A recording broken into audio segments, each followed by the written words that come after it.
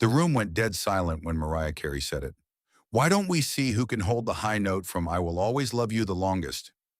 Nobody could believe she just challenged Whitney Houston to a vocal battle using Whitney's own signature song. But what happened in the next 90 minutes would reveal a secret technique that had been hidden in black churches for centuries and change vocal music forever. It was April 14th, 1998, just past midnight at the Hit Factory studio in New York City. The VH1 Divas live concert had ended 3 hours earlier, and Whitney Houston, Aretha Franklin, Celine Dion, and Mariah Carey were supposed to be at a quiet after-party. Instead, they'd ended up in Studio A with producer David Foster, engineer Tom Lord-Alge, three backup singers, and a handful of VH1 executives who couldn't believe their luck. Someone had suggested a jam session, maybe record something spontaneous for the live album, but then Mariah, maybe a little too much champagne in her system, maybe just feeling competitive, threw down the challenge that would change everything. Whitney could have shut it down right there, could have reminded everyone whose song it was, whose note they were talking about. Instead, she smiled that famous Whitney smile and said, "All right, baby, let's do it." The atmosphere in the studio shifted immediately. This wasn't a jam session anymore. This was a competition, and everyone in the room knew it. Tom Lord-Alge scrambled to set up 4 microphones in a semicircle. David Foster laid out the rules like a referee. They'd all attempt to sustain the final note from I Will Always Love You, that climactic G5 at 783.99 hertz. Full voice, no breathy technique, no vocal fry to cheat extra seconds. Just pure sustained power. They'd use a stopwatch and Tom would monitor the frequency to make sure nobody dropped in pitch. The backup singers would judge whether each note maintained its integrity. It was as official as an impromptu vocal competition could get. Mariah went first, stepping up with all the confidence of someone who'd built her entire career on hitting impossible notes. She closed her eyes, took a deep diaphragmatic breath, and launched into it. Her voice filled the studio with that crystalline Mariah quality, part whistle tone, part chest voice. The stopwatch started. 5 seconds, 10 seconds, 15 seconds. At 18 seconds, you could see the strain starting to show, the veins in her neck becoming visible.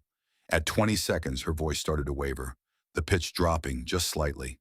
At 22.3 seconds, she stopped, gasping, her hand going to her throat. "I can't," she said, her voice rough. "My throat feels like it's closing." She stepped back from the mic, clearly frustrated. But 22 seconds of a sustained G5 at full power? That was already beyond what most singers could do in a lifetime. Aretha went next, and everyone understood this was more respect than competition. At 56, the Queen of Soul had nothing to prove. When she opened her mouth, pure soul emerged. Decades of church singing poured into one sustained note. Her technique was different, rooted in gospel, using a controlled vibrato that actually helped extend the breath. 10 seconds, 15, 20. At 25 seconds, something remarkable happened. Instead of showing strain, Aretha seemed to relax into it, her body swaying like the music was moving through her. Whitney watched intently from the side, recognizing the technique. This was the foundation, the gospel wisdom that had been passed down for generations. But Whitney knew something Aretha wasn't using, something more dangerous, more powerful. At 28 seconds, Aretha simply stopped. "I'm 56 years old, babies," she said with that warm smile. "I could keep going, but I'd rather save my voice for paying gigs." Everyone laughed, but they'd all seen what she demonstrated. Gospel technique wasn't about force, it was about efficiency. Aretha walked over to Whitney and whispered something only she could hear.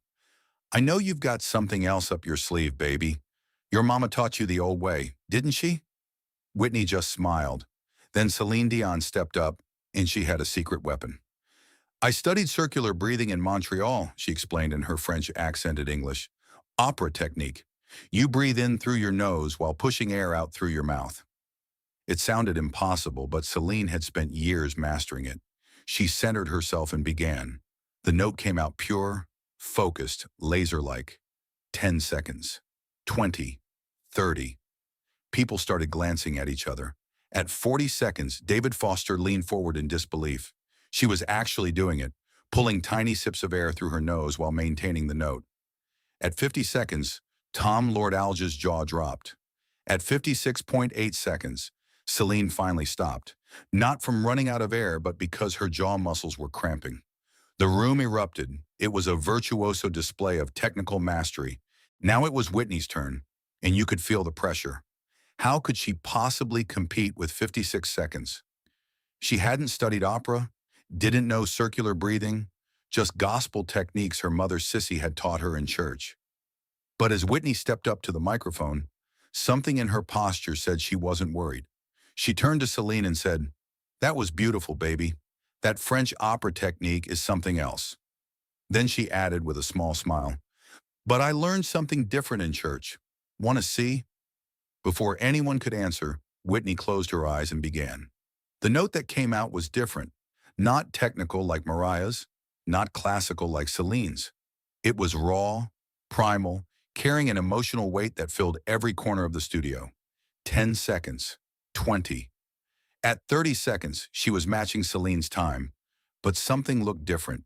Her breathing wasn't visible, her chest wasn't heaving, her face showed focus but not strain. At 40 seconds, people started standing up. At 50 seconds, she'd matched Celine, but she wasn't stopping. At 60 seconds, whispers started. "How is this possible?" Tom Lord Alge stared at his frequency monitors in confusion. The note wasn't wavering, wasn't dropping, maintaining its intensity with impossible consistency. At 70 seconds, Whitney's body began to tremble slightly, not from weakness, but from what looked like an adrenaline response, her muscles vibrating with energy. At 78.4 seconds, she finally stopped, gasping for air so desperately that a backup singer rushed forward with water. The room was silent for 3 full seconds before exploding, everyone talking at once. How was it possible? What technique had she used? They had to know. Whitney, still catching her breath, her hand on her chest, finally spoke. "It's called gospel panic breathing," she said, her voice hoarse. "My mother taught me when I was 12. What she explained next, most people in that room had never heard of, despite being music industry professionals. In Black church services, especially Pentecostal and Baptist traditions, singers had to sustain notes for extended periods during spiritual moments, when the Holy Spirit moved through the congregation. The technique developed over generations was based on controlled oxygen deprivation. "You deliberately restrict oxygen before the note," Whitney explained. "Your body goes into fight or flight. Adrenaline kicks in, your lungs dilate, your heart rate increases, you get more oxygen to your muscles. You enter this state where you can push past normal limits." It was dangerous, she warned. Used too much, it damaged vocal cords over time. "My mother told me to only use it for special moments, when the Spirit moves you, because you pay for it later." The controlled oxygen deprivation created micro-tears in the vocal tissue. Used sparingly, a singer could recover. Used regularly, it led to permanent vocal damage, the raspy quality that plagued older gospel singers. But Celine wanted to learn it anyway. Her competitive spirit was fully engaged. It was nearly 2 a.m., everyone was exhausted, but nobody wanted to leave. "Teach me," Celine said. Mariah nodded. Even Aretha, who probably already knew variations from her gospel background, listened carefully. Whitney hesitated, then agreed. "But you have to understand the cost," she said seriously. "This isn't for studio work or regular performances. Only for moments that matter, because it will destroy your voice if you use it too much." She broke down the method. First, controlled hyperventilation. Not rapid breathing that makes you dizzy, but deliberate deep breaths that flood your bloodstream with oxygen. Second, the pre-note breath hold. Complete breath retention that triggers the panic response. Third, launching the note exactly when fight or flight kicks in, riding that wave of adrenaline. Fourth, the dangerous part, maintaining the note past where your body screams at you to breathe, using adrenaline to override survival instincts. Whitney demonstrated the breathing pattern, showed them how to recognize the physical sensations, the slight trembling in your hands, the heightened awareness, time slowing down. For the next hour, all 4 women practiced under Whitney's guidance. Celine was the most dedicated student, asking Whitney to demonstrate the breathing pattern 3 times before attempting it herself. "When you hold your breath before the note," Whitney explained, You should feel your heart start to race.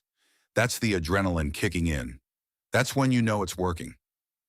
Celine tried it, her face showing concentration. On her third attempt, she felt it. That rush of energy, that moment when her body shifted into panic mode. I feel it, she said, her eyes wide. It's like my whole body is vibrating. Whitney nodded. That's it. Now launch the note right at that peak moment.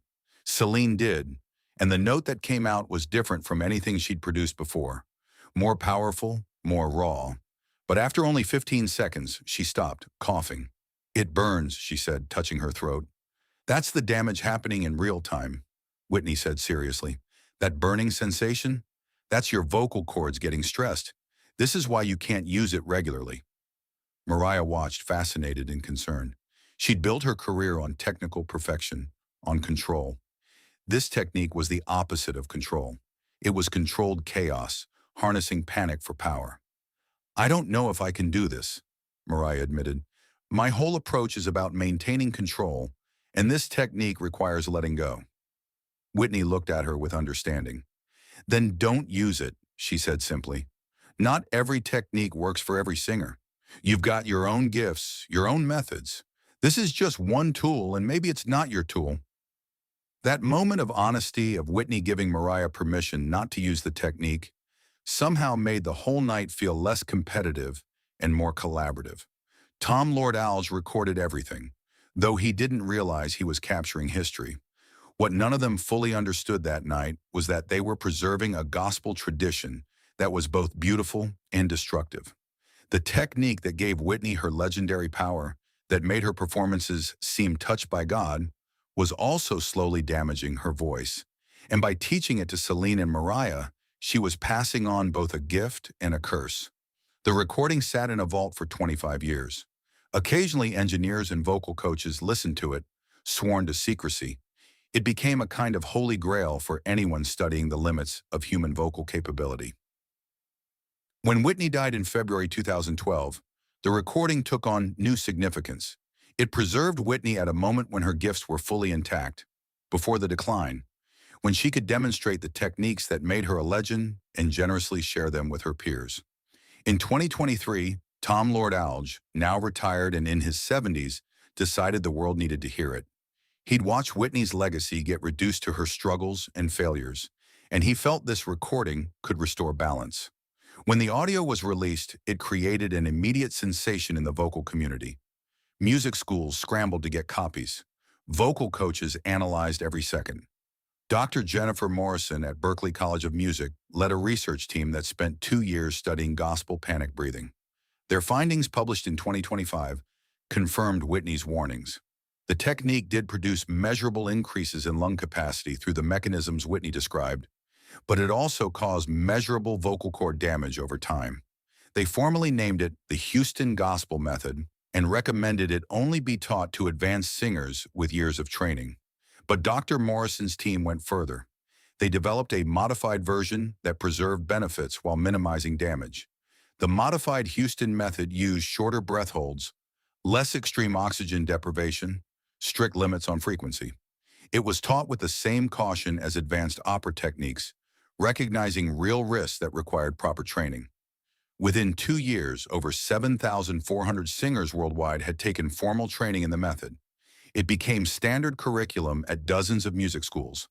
The 12 people who'd been in that studio became the most sought-after interview subjects for documentaries about Whitney's vocal techniques.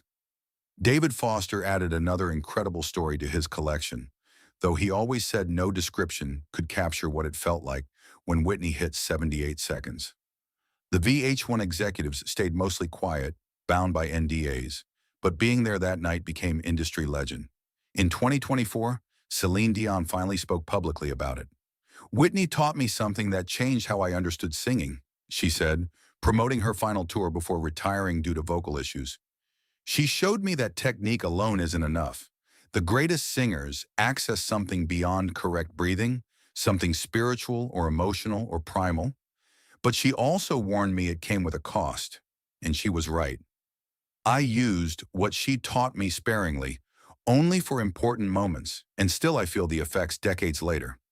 My voice isn't what it was, neither was hers in her final years, But those moments when we touched that power, they were worth it. I'd make the same choice again. The legacy of that night extends far beyond the individuals present. It represents when oral traditions of Black church music intersected with commercial industry, when secrets guarded for generations were revealed and shared, when competitive spirits gave way to generous teaching, and when the price of vocal greatness was laid bare. Whitney's 78.4 seconds stands as a monument to human vocal capability, but also as a warning about pushing physiology to its limits in pursuit of transcendent art. Today, the recording is used in vocal classes not just as an example of extraordinary technique, but as a case study in the complex relationship between artistry and physical well-being. Students hear Whitney's power and control and emotional depth, then learn what came after, the vocal struggles and early death, the price paid for glory. The lesson isn't to avoid greatness or play it safe, but to make informed choices, understand trade-offs, respect both the gift and the body's limits. Whitney's final gift wasn't just her recorded legacy, though that alone ensures immortality, but her willingness that night to pull back the curtain and show the mechanics behind the magic, to reveal that seemingly supernatural vocal feats were the result of specific teachable techniques with specific measurable costs. The Hit Factory closed in 2005, but before it did, they installed a small plaque in Studio A. In this room, April 14, 1998, legends competed and history was made. Anyone who knew the story understood. The microphones, the mixing console, even the floorboards were sold off when the studio closed, scattered like relics. But the recording remains, preserved in multiple formats, ensuring future generations can hear what happened when four of the greatest voices of a generation decided to answer the question that drives all artists. How far can we push this? What are the limits, and are we willing to pay the price to find out?